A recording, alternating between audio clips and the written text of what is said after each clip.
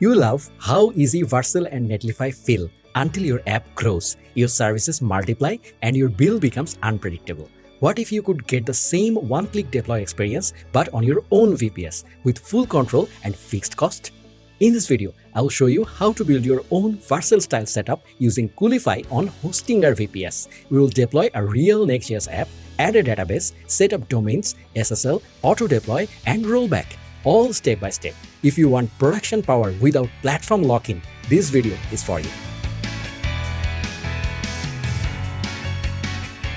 Imagine you have built a Next.js project or maybe a full-stack app using Node.js, Laravel, or Django. When it comes time to deploy, the most common choices these days are platforms like Vercel, Netlify, or Render. You connect your repository, the build runs, deployment completes, you get a live URL, SSL is handled automatically, and every time you push new code, it deploys on its own. At the beginning, this feels amazing because everything is fast and you don't really have to think too much. But once the project gets a bit bigger, the problems slowly start to show up. At some point, you realize your app is letting those platforms make a lot of important decisions. If you only have a front end, that's fine. But the moment you add a database, cache, background jobs, cron tasks, file uploads, or multiple services, everything starts getting spread across different places. And then you start feeling it in the cost too. As traffic grows, the bill grows. If bills increase, charges increase. And by the end of the month, it becomes hard to predict what you will actually pay. Naturally, you start thinking, if I used my own VPS, wouldn't I have more control over everything? The thing is, getting a VPS doesn't suddenly make everything easy. A VPS usually starts as an empty server, and then the headaches begin. Setting up a reverse proxy, configuring SSL, fixing DNS, configuring Docker, building a deployment flow, checking logs, restarting services, and keeping a rollback option ready in case something breaks. And then comes the toughest part, building a setup where a simple git push updates your app automatically. If you haven't regularly managed a production server before, the first few days can feel like you spend more time figuring out where things are stuck and why something isn't working than actually writing code. That's exactly where Coolify makes things a lot easier. Coolify is a self-hosted deployment platform. In simple terms, you can build your own Vercel or Netlify-style dashboard inside your VPS. From that one place, you can deploy apps, run databases, set domains, turn on SSL, view logs, restart services, and redeploy whenever you need to. Under the hood, it uses Docker, so your apps and services stay isolated. The setup stays consistent and managing everything becomes way less painful. This video is made in partnership with Hostinger. We will get a Hostinger VPS and set up Coolify on it. Setting up Coolify with Hostinger is genuinely very simple, and that's why Hostinger is a great option for this workflow. In this video, we will build a real production-style setup with a Next.js app, a PostgreSQL database, and the whole setup secured with a custom domain and SSL. Let's get started. Right now, I am on Hostinger's landing page. From the top navigation menu, I am clicking the pricing option. After that, we are directly on the pricing page. From here, I am clicking the VPS hosting tab. You can see all of Hostinger's VPS plan in one place. On the screen, you will notice Hostinger is showing 4 main VPS plans right now: KVM1, KVM2, KVM4, and KVM8. Each plan is running a solid discount at the moment. KVM1 starts at around $4.99 with 1 CPU, 4 GB RAM, and NVMe storage. It's fine for small testing setups or very light workloads. The plan that stands out the most is KVM2. Hostinger even labels it as most popular. Here you get 2 CPU cores, 8 GB RAM, 100 GB NVMe disk, and 8 TB of bandwidth. The price is very reasonable right now, and if you go long term, the monthly cost stays predictable. For running a Next.js app together with a database and Coolify, these specs are a really nice balance. Then you have KVM4 and KVM8, which are mainly for heavier workloads. KVM4 gives you 4 CPUs, 16 GB RAM, and more storage and bandwidth. KVM8 gives you even more. If you have big traffic, multiple services, or a heavy production load, those plans make sense. But for our setup, we don't need that much power. So overall, the best balance between performance, storage, and cost here is the KVM2 plan. That's where we will stop, and we will select KVM2. Now I am clicking the Choose Plan button. As soon as I click, it takes me to the cart page. In the period section, you can see how many months we want the VPS for. There are 3 options: 1 month, 12 months, and 24 months. I am selecting 24 months because long term brings the monthly cost down, and you don't have to keep worrying about the budget later, right? Along with that, I am also selecting the daily auto backup option. In production, this is extremely useful. If you accidentally delete something, if a config breaks, or if the server doesn't run properly after an update, you can easily roll back to a previous state using these backups. Hostinger also marks it as recommended, and in real production setups, this is one of the safest choices you can make. Now, we will choose the server location. You will see multiple location options here, and this decides which country your server will physically be in. This is an important decision because if the server is closer to where most of your users are, you will get better speed. In our case, the main users are in Asia, especially Bangladesh, India, and nearby countries. From that perspective, the Malaysia location tends to give great performance. That helps page load faster, keeps response times lower, and also makes SSH and dashboard access feel snappier. So on the pricing side, Malaysia is a great pick for this region. Hostinger is also very user-friendly because it lets you choose the operating system during checkout. You can see popular Linux distros like Alma Linux, Debian, Ubuntu, and CentOS. And the best part is, Hostinger also offers an OS with panel option. Since we are using Coolify, there's a Coolify panel option available by default. If you want, you can also choose other panels like Cloud Panel, cPanel, or TinyCP. This reduces a lot of the manual setup work. Hostinger clearly understands this pain point, so they make it easier upfront and let you focus more on the actual production setup. Another nice benefit is that Hostinger also offers an applications options here. You can install things like N8N, WordPress, or Docker with just one click. This flexibility is another reason Hostinger feels like a solid choice. And if you use the coupon code LWS10, you will get an extra 10% discount on Hostinger. Now, I am clicking the Continue button. After that, Hostinger takes me to the billing page. I am filling out the billing address properly and clicking Continue. Then it takes you to the payment page. You will see multiple payment options like Card, PayPal, Google Pay, and Apple Pay. Once you complete the payment with any of these, your VPS purchase is done. Since I already purchased a KVM2 VPS earlier, I am not buying it again here. I just showed the full process so there's no confusion when you buy a VPS from Hostinger and you can set everything up correctly from the start. Now I am on the Hostinger dashboard. From the right side menu, I am clicking the VPS section. You can see my KVM2 server here.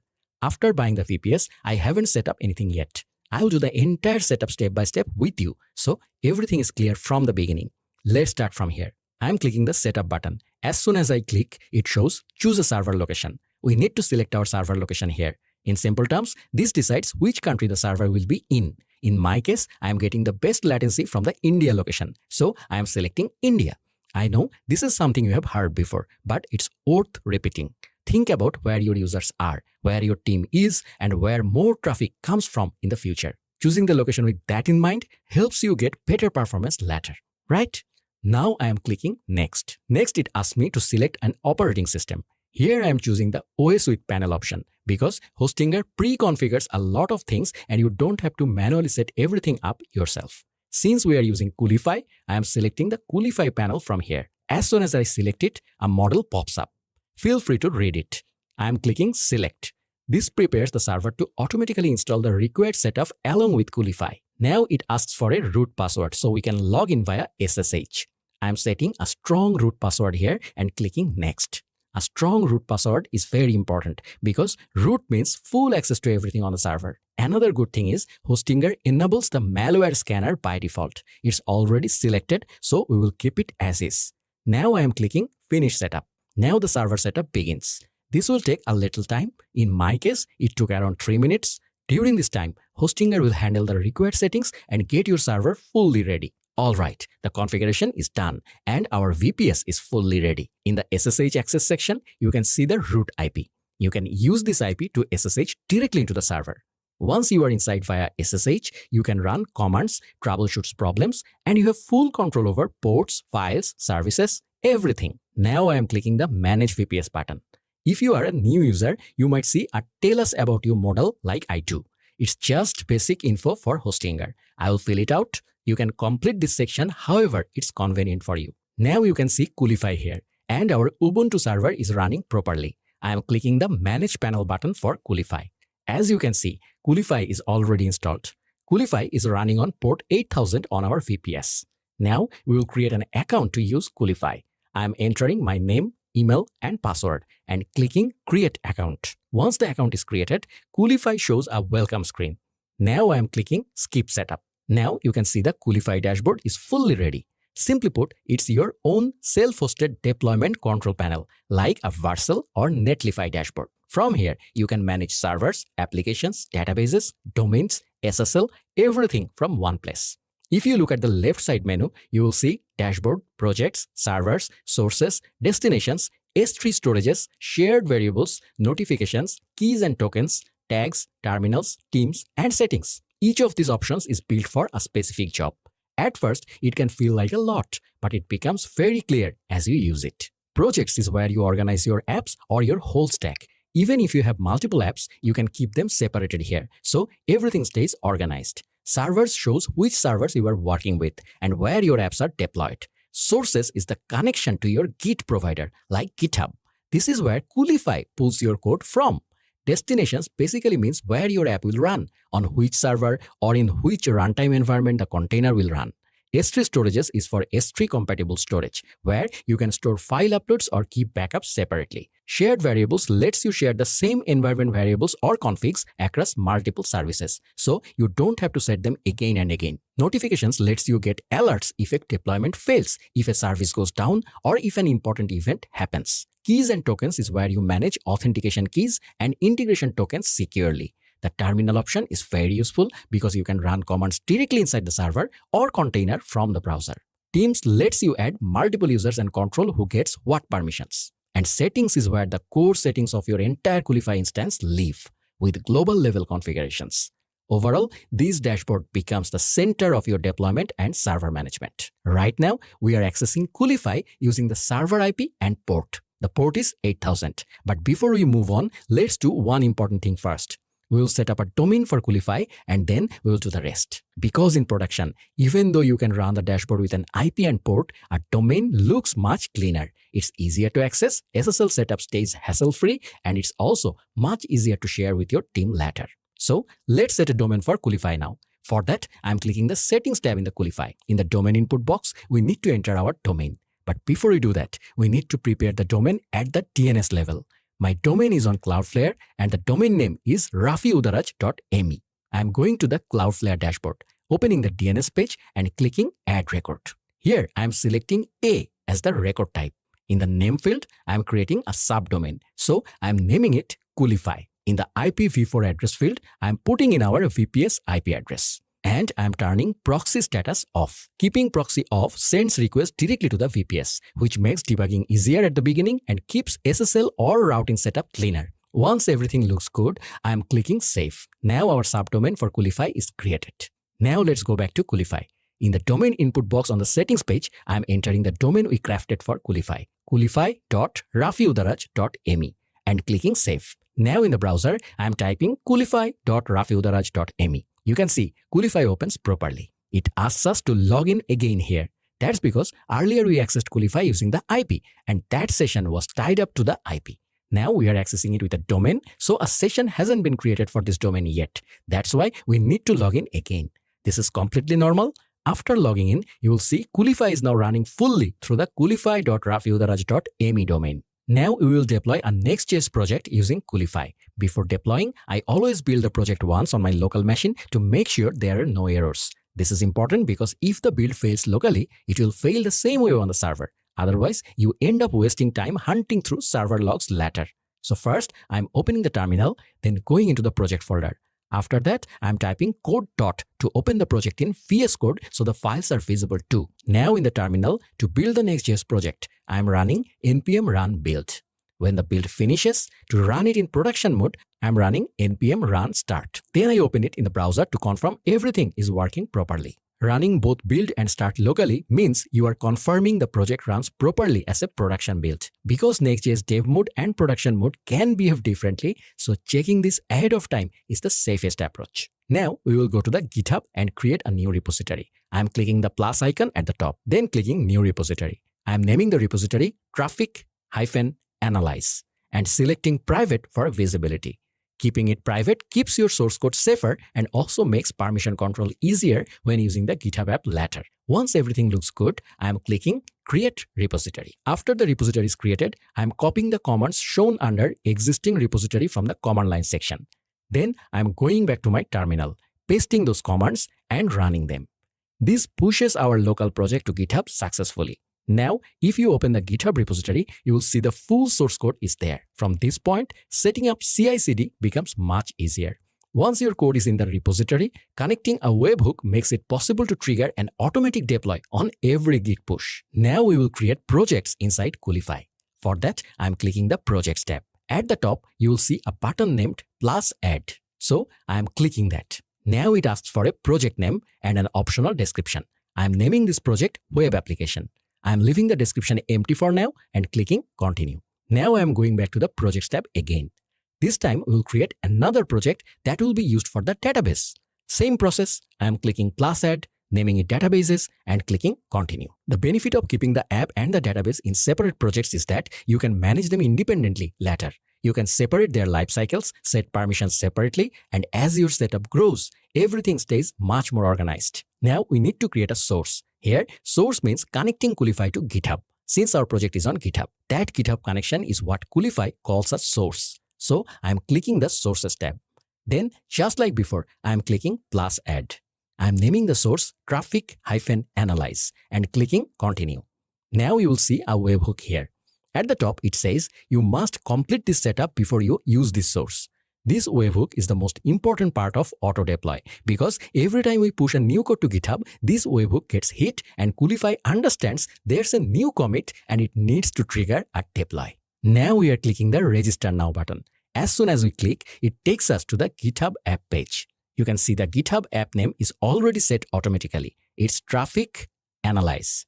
Now I'm clicking Create GitHub App for Rafi Udaraj. This creates our GitHub app successfully. Next, we are clicking the Install Repositories on GitHub option. So we can decide which repositories this source should access to. By default, all repositories is selected, but I don't want that. I'm clicking only Select Repositories. Then I'm searching for the Traffic Analyze repository, selecting it and clicking Install. Now you can see our Traffic Analyze repository is installed properly and all the info shows up in the source. Because we chose only selected repositories, the GitHub app only has access to this one repo, which is safer for production. Now we will deploy our project. For that, I'm going back to the Projects tab and opening the Web Application project. Inside, I'm clicking +Add Resource. You will see many default options here. You can add public repositories, private repositories, Docker files, databases, services, everything from here. You will also see services like PostgreSQL, MySQL, AppWrite, and N8N available right here. Since our project is on GitHub and we already created a source, I am clicking the private repository option. Now we need to select the GitHub app or source we created. Traffic Analyze. I am clicking that. It shows all the repositories connected to this source. Since we connected only one repo, you will only see Traffic Analyze here. I am selecting Traffic Analyze and clicking Load Repository. Now we are on the configuration page. You can see options like branch, build pack, base directory, and port. From here, select whichever branch you want to deploy from. The build pack decides how the project will be built and how it will run. I am selecting Nixpacks here because it looks at the repository and automatically figures out the build and run config. If needed, you can also change the commands from here. Our Next.js app runs on port 3000 by default, so I am keeping the port as 3000. Once everything looks good, I am clicking Continue. Now we are on the main configuration page for the project. This is the most important place for deployment. First, I am setting the project name so it's easy to recognize later. In the name field, I am writing Traffic-Analyze and clicking Save. In the domain section below, Coolify has automatically generated a domain. You can access the application using that domain too. Later, we can set a custom domain as well. Now we will see the option to provide a build command. Even if you don't enter anything, Coolify can often detect it and fill it in. But I'm entering the commands clearly to avoid any confusion. For the install command, I'm using npm install. For the build command, npm run build. And for the start command, npm run start. After entering this, I'm clicking save again. If we need environment variables, we will click the environment variables tab. It clearly explains how to do everything. Now we are adding the required environment variables for our project. If you click +Add, you can add variables one by one. And if you switch to developer view, you can paste everything at once, which is very convenient and really smart. We are pasting our environment variables into the production environment variables section. It's also a good practice to keep environment variables separate for preview deployments. Because if preview and production share the same secrets, test data can leak into production or secrets can get exposed. Once everything looks good, I am clicking Save All Environment Variables. But to run this project properly, we need a database, and the database is PostgreSQL. So now our job is to add the PostgreSQL connection string into our app's environment variables. But before that, we need to install PostgreSQL inside Coolify. For that, I'm going back to the project section and clicking the databases project. Inside, I'm clicking the Add Resource button. Now we will add PostgreSQL. So I'm typing PostgreSQL in the search box. You can see PostgreSQL databases appears and I am clicking it. Now you will see a few PostgreSQL versions here. I am selecting the default one, PostgreSQL 17. After selecting, a configuration page opens like before. You can see the PostgreSQL settings here. The username and password shown at the top are the database credentials. In the network section below, you will see ports and mapping. You can change the port here if you want, but right now we are not changing anything. And further down, you will see the PostgreSQL URL. This is the database connection string. There's one important thing to remember here. You should not expose your database to the public internet. Keeping the app and database on the same network and using this internal connection string is the safest approach. It significantly reduces security risk. Now I'm clicking the Start button at the top. That means our PostgreSQL database is starting, basically deploying. In a short moment, the database will be running. Now you can see the database is started properly. Now I'm copying the PostgreSQL URL, because this connection string needs to go into our Next.js project's environment variables. Now we are back in the project section. Let's click Web Application again. Under Applications, you will see our Traffic Analyze application.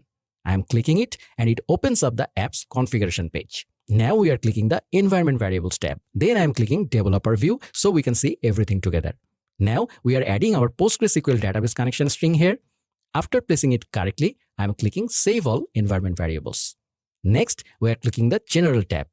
At the top, you will see a Deploy button. I am clicking that. Now the project deployment starts. Coolify fetches our repository from GitHub, then creates a Docker container and Dockerizes the whole app. After a little while, you will see Coolify successfully deployed the project. The project status shows running. At the top, there's a tab called Links. So I am clicking that. You will see a URL here. This is our app's live address, generated by Coolify automatically. Now I'm clicking this URL and opening it in the browser. You can see our Next.js app is live successfully. Everything is working properly. Coolify has already set a default domain for us, but we don't need that domain. We don't want this random domain. We want to use our own custom domain. So now I am going to Cloudflare. We'll create a subdomain there, and then we will connect it to the project we deployed with Coolify. For that, I'm opening the DNS page from the Cloudflare domain section and clicking Add Record. The type stays A. In the name field, I am entering the subdomain traffic-analyze. In the IPv4 address field, I am putting our VPS IP address. I am turning proxy status off here too. Once everything looks good, I am clicking Save. Great, our subdomain is created. Now I am going back to Coolify. I am opening the configuration page for the Traffic Analyze application. There's a field called Domains. You will see a default domain there that Coolify generated. You can access the app using that domain, but we don't want to use it. We want our own domain to work there. So now in the domains input field, I'm entering traffic-analyze.rafiudaraj.me and clicking Save. But just saving doesn't finish everything instantly. After saving, a toast alert shows up saying the latest configuration has been applied. Please redeploy to apply new configuration. That means to make the new domain and settings actually take effect, we need to redeploy. Now I'm clicking the redeploy button at the top. You can see the project is redeploying now. Great, the redeploy is done. Now I'm clicking the Links tab. You can see our new domain here, traffic-analyze.rafiudaraj.me. I'm clicking it. Now you can see the project is running properly in the browser using our own domain. And the nicest part is that we didn't have to manually set up SSL or HTTPS. Coolify automatically issued the SSL certificate and enabled HTTPS.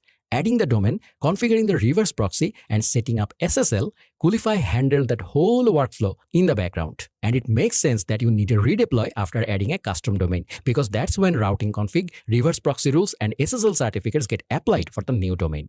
Overall, we are basically production ready in just a few steps. Now we will look at auto deploy, also known as CI/CD. Since we deployed this project via GitHub and we connected the GitHub app and a webhook from the start, Coolify automatically set up CI/CD with GitHub.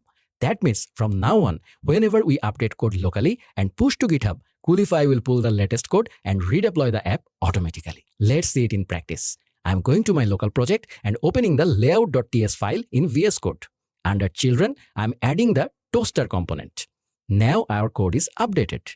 Back in the terminal, I'm typing git add dot, then git commit -m add toaster, and finally git push. Now our code is pushed to GitHub. Since the code is pushed, Coolify should catch it through the webhook. So let's go back to Coolify. On the configuration page on the traffic analyze application, I'm clicking the deployments tab.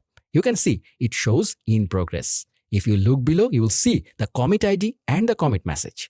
The message add toaster is clearly visible. Since it was triggered by the webhook, this info shows up automatically. We didn't have to do anything else in Coolify. This is extremely valuable because if your deployment history contains commit IDs and commit messages, you can easily track which change went live and when. If something goes wrong, you can quickly see which deployment introduced the issue, and rolling back or comparing becomes much easier. You will notice some deployments below are labeled manual. Those were redeploys we triggered by clicking the button ourselves. Now I'm opening the redeploy deployment. You can see the full redeploy logs here. Great, the project redeployed again. Now I'm opening our project again in the browser. You can see the toaster component we added is working properly. That means auto redeploy worked perfectly. Pretty cool, right? Now we will see how rollback works. For that, I'm on the configuration page of the traffic analyze project and I'm clicking the rollback option. You can see there are two rollback images available. Since Coolify Dockerizes our application, the previous version images are saved automatically here. Now, just to test, I'm clicking the rollback button on the second image. And as soon as I click, you can see a redeploy starts for the rollback. Great, the rollback process is done. Now, if we click the Deployments tab, you'll see a redeploy labeled Rollback. Now, let's run the project again. You can see the toaster is gone from the app now. That means we successfully rolled back to the previous version. In production, if an update causes problems, this rollback feature becomes one of the most useful tools. We can click the Logs tab to see all logs. If something goes wrong, the first place to check for debugging is usually here. Issues like 502 errors, database connection failures, missing environment variables, or memory crashes shows up in runtime logs. So, logs is crucial for understanding whether your app is actually running properly. Then, if we click the Terminal tab, we can use a terminal directly. That means you can run commands inside the container straight from the browser. For quick checks, running database migrations, or running diagnostic commands, the terminal is very helpful. And since you don't need to open SSH separately, the workflow becomes faster. We can also connect S3 storages if we want. With S3 storage, handling file uploads, storing backups separately, or offloading static assets becomes much cleaner. As your app grows, this becomes very useful. Now, let's talk about backups. We can also use Coolify's built-in backup system. For that, I'm clicking Settings. Then, clicking the Backup tab. Once you configure backups here once, Coolify will start taking backups automatically. And since we got a Hostinger KVM2 VPS, we also selected the daily auto backup service there. So, we will have automatic backups from the Hostinger panel as well. Now we will see how to set up Coolify using SSH and the terminal. First, I'm going to my Hostinger dashboard. In the root access section, you will see an SSH root IP. I'm copying it. Then, I'm opening my terminal and pasting the SSH root IP there. If you are logging in via SSH for the first time, the terminal will show an auth fingerprint like mine. That's completely normal. Here, I'm just typing yes. Then, I'm entering the SSH root password. Now you can see I'm inside my VPS directly via SSH. Saying yes to the fingerprint means you are trusting the server for the first time. Once you log in as a root, the full control of the server is in your hands. Now, we will install Coolify. For that, I'm going to Coolify documentation. In the installation docs, you will find the self-hosted installation process. I'm going to use the quick installation command. I'm copying the command and pasting it in my terminal. Now you can see Coolify has started installing. Congratulations, you have installed Coolify on your VPS using SSH. Coolify runs on port 8000 by default. Now, if you open your VPS IP in the browser with port 8000, you will see Coolify open and it will ask you to create a new account. At this point, you have already seen the rest of the steps. So, in today's video, we walked through everything from the beginning to build a full production setup using a Hostinger VPS, selecting a plan on Hostinger, choosing a server location, setting up Coolify with the OS with panel option, and then inside the Coolify dashboard, connecting a GitHub repo and deploying a Next.js app. Along with that, we added a PostgreSQL database, placed the connection string in the environment variable, and finally made the app live on our own custom domain. And the best part is, after adding the domain, we didn't have to do anything for SSL or HTTPS. Coolify handled it automatically. Then we saw how easy auto deploy is. A simple git push from local updates the app automatically. You can clearly see which commit went live and when. And if an update causes issues, you can go back to a previous version with one click using rollback. And finally, we showed that if you want, you can SSH into your Hostinger VPS and install Coolify with a single command. In short, using a Hostinger VPS, we built our own Vercel or Netlify style setup, where apps, databases, domains, and deployments can all be managed easily from one place.